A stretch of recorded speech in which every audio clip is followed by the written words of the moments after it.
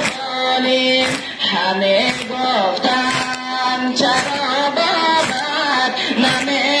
آید تو بر بالین ندادم من جوابشان جواب فرقه بیدین فدای ریش پرخونت رقیه دخترت بابا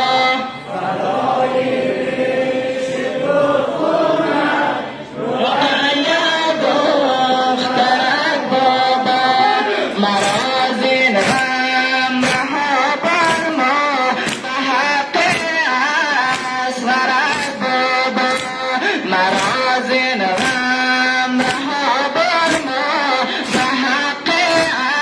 اصغرت بابا و زین الله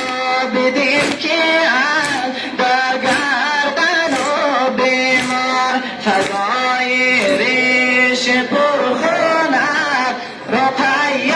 دخترت بابا فدای ریش پرخونت رقیه دخترت بابا مدینه کی روم بابا من هستم با سرت اینجا مدینه کی روم بابا من هستم با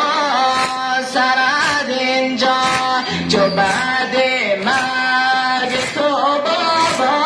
نخواهم زندگی دیگر فدای ریش پرخونت رقیه دخترت بابا فدای ریش پرخونت رقیه دخترت بابا پدر جان دختران امروز پدر جان دختران امروز مرا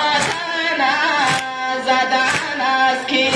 همه گفتن چرا بابت نمی آید تو بر بالین فدای ریش پرخونت رقیه دخترت بابا فدای ریش پرخونت رقیه دخترت بابا